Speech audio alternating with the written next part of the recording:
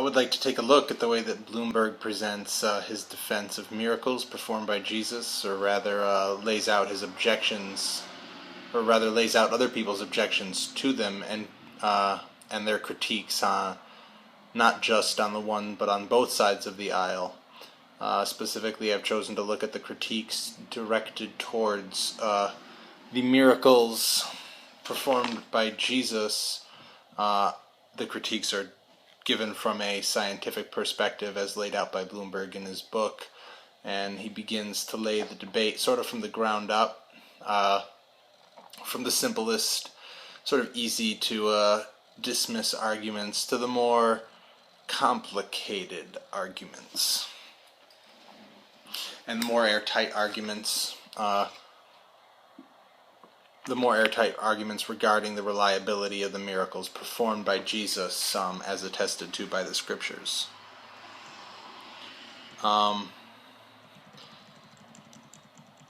issue of whether or not Jesus actually performed the miracles that the Bible says he did is one of the utmost is an issue of the utmost importance, because if what the Bible says about the most extraordinary events is not to be believed, then why would we be able to rely on anything else?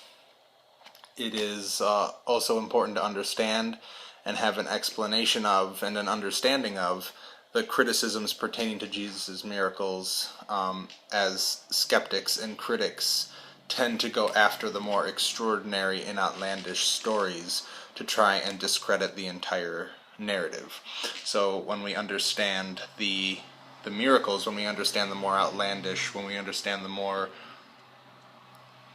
the more fantastical things that Jesus did, we are basically covering our bases, because they're not going to go after Jesus preaching to a bunch of people on a mountain. They're not going to go after Jesus having disciples. They're going to go after Jesus walking on water. They're going to go after Jesus raising people from the dead, turning water to wine.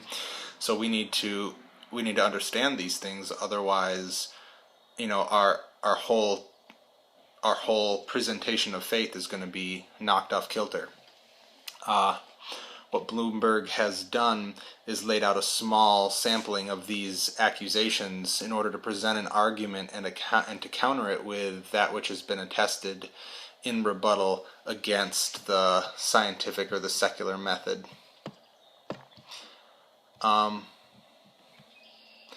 So I just want to look at a few of those arguments and talk a little bit about why the arguments are important to our reading and understanding of the Gospels. First, we see that Bloomberg's points to those in the scientific community who assert that only reason Christianity is anything at all.